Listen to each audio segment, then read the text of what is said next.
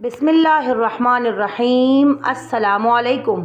बिला शुबा कुरान और हदीस महज किस्से और कहानियों के लिए नहीं है, बल्कि इसमें हुर्फ ब हुर्फ पूरी इंसानियत के लिए इस्लाह और रहनुमाई मौजूद है। हम बड़ी तहकीक के साथ कुरान और हदीस के मफहूम को हमारी वीडियोस के जरिए आप तक पहुंचाने की कोशिश करते हैं। आज के इस वीडियो में हम हज़रत इब्राहीम अलैहिस्सलाम और उनके बेटे हज़रत इस्माईल अलैहिस्सलाम की कुर्बानी का वाक़या बयान करेंगे। मोहतरम सामीन, नबी का ख्वाब वही होता है।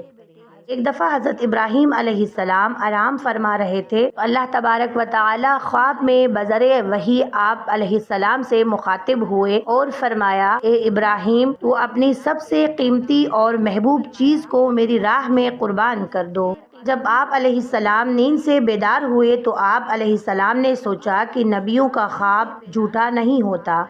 उस वक्त आप अलैहिस्सलाम के पास बहुत सारे माल मवेशी थे। आप अलैहिस्सलाम ने उनमें से 100 ऊँटों की कुर्बानी दे दी। दूसरी रात आप अलैहिस्सलाम आराम फरमा रहे थे तो फिर वही ख्वाब आप अलैहिस्सलाम ने देखा, जिसमें अल्लाह तबारक व तआला आप अलैहिस्सलाम से मुखातिब होकर फरमा रहे थे, ए इब्राहीम, अपनी सबसे कीमती और महबूब चीज़ को मेरी राह में कुर्बान कर दो। दूसरे दिन आप अलैहिस्सलाम ने 200 ऊँटों की कुर्बानी दी और फिर तीसरी रात आप अलैहिस्सलाम आराम फरमा रहे थे और तीसरी रात भी यही सिलसिला रहा। अल्लाह ताला आप अलैहिस्सलाम से आप अलैहिस्सलाम की सबसे महबूब तरीन चीज़ की कुर्बानी तलब कर रहे हैं। और तीसरे सुबह जब हज़रत इब्राहीम अलैहिस्सलाम नींद से बेदार हुए तो आप अलैहिस्सलाम सोचने लगे कि मेरे लिए तो सबसे महबूब और कीमती चीज़ मेरा बेटा इस्माईल अलैहिस्सलाम है। आप अलैहिस्सलाम समझ गए कि ये मेरे लिए आजमाइश है। शायद रब्बुल इज़्ज़त देखना चाहता है कि मेरे लिए मेरा बेटा सबसे ज़्यादा अजीज़ है या अल्लाह ताला की मोहब्बत। फिर आप अलैहिस्सलाम ने फ़ैसला किया कि आप अपने बेटे हज़रत इस्माईल अलैहिस्सलाम को अल्लाह ताला की राह में कुर्बान करेंगे। हज़रत इब्राहीम अलैहिस्सलाम अपनी ज़ौजा हज़रत हाजरा के पास तशरीफ़ लाते हैं और फरमाते हैं, ए हाजरा, आज इस्माईल अलैहिस्सलाम को अच्छे से तैयार करो, नए कपड़े पहनाओ, खुशबू लगाओ और इस्माईल को प्यार करो। आज हम दोनों अपने दोस्त के यहाँ दावत पर जा रहे हैं। बीबी हाजरा बहुत खुश हुई और आपने हज़रत इस्माईल अलैहिस्सलाम को तैयार किया और हज़रत इस्माईल अलैहिस्सलाम और हज़रत इब्राहीम अलैहिस्सलाम फ़लस्तीन से निकलकर मक्के की तरफ रवाना हो गए। इतने में पीछे से शैतान आया और हज़रत हाजरा से कहा कि ए हाजरा, तुम्हें मालूम है कि इब्राहीम तुम्हारे बेटे को कहाँ लेकर जा रहे हैं?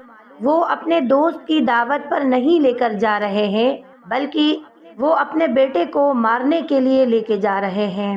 उस पर बीबी हाजरा ने फरमाया, ए शैतान, तुम पर लानत हो, मेरे इब्राहीम अलैहिस्सलाम ऐसा क्यों करेंगे? वो अपने बेटे को क्यों मारेंगे? तो शैतान ने बोला कि इब्राहीम अलैहिस्सलाम ने ख्वाब देखा है कि वो अपने बेटे को अल्लाह ताला की राह में कुर्बान करे, तो वो अपने बेटे को अल्लाह की राह में कुर्बान करने लेके गए हैं। इस पर बीबी हाजरा ने फरमाया, ए शैतान, तुम पर लानत हो, अगर ये हमारे रब की तरफ से हुक्म है तो एक इस्माईल तो क्या, हम हज़ारों इस्माईल कुर्बान करने के लिए तैयार है। फिर शैतान हज़रत इस्माईल अलैहिस्सलाम के पास आया और कहा, ए इस्माईल, क्या तुम्हें पता है तुम्हारा बाबा तुम्हें कहाँ लेकर जा रहे हैं? वो तुम्हें अल्लाह ताला की राह में कुर्बान करने के लिए लेके जा रहे हैं। तो इस पर हज़रत इस्माईल अलैहिस्सलाम ने फरमाया कि अगर मेरे बाबा मुझे अल्लाह की राह में कुर्बान कर दे तो इससे बड़ी खुशकिस्मती मेरे लिए क्या हो सकती है। और फिर शैतान यही सवाल लेकर हज़रत इब्राहीम अलैहिस्सलाम के पास आया और कहा कि तुम अपने लख्ते जिगर को कुर्बान क्यों कर रहे हो? तुम्हें पता भी है कि तुम्हारी कुर्बानी कबूल होगी या नहीं? ये तुम्हारा बेटा है और तुम्हारा लख्ते जिगर है, तुम इसे कुर्बान नहीं कर सकते।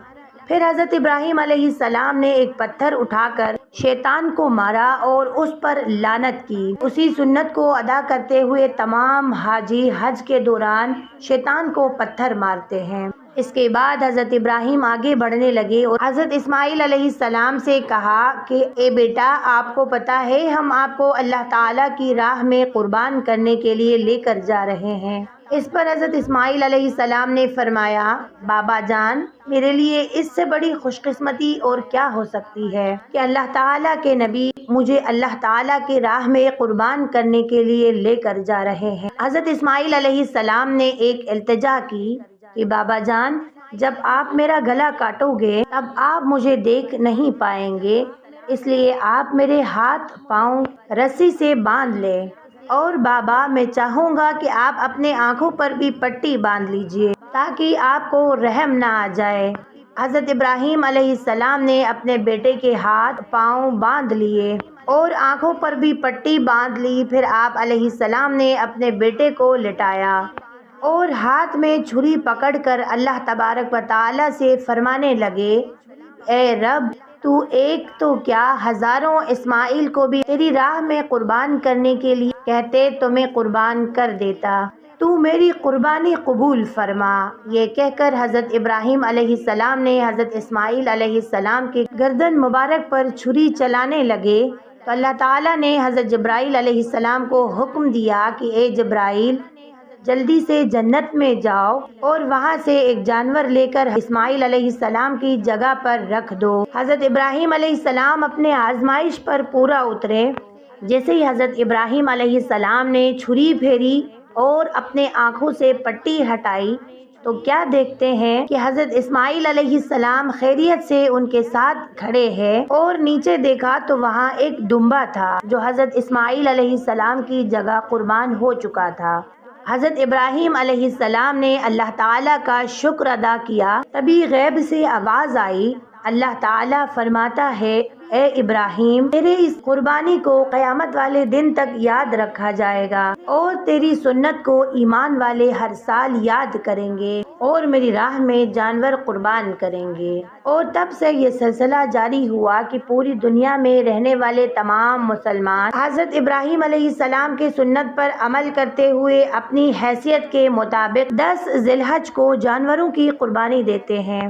محترم سامعین، اللہ تعالیٰ وقتاً فوقتاً اپنے برگزیدہ بندوں کی آزمائش لیتا رہتا ہے۔ اللہ تعالیٰ سے دعا ہے کہ اللہ تعالیٰ ہم سب کو بھی تمام تر آزمائشوں میں پورا اترنے کی توفیق عطا فرمائے اور ہم بھی کسی بھی قسم کی قربانی سے دریغ نہ کریں، آمین۔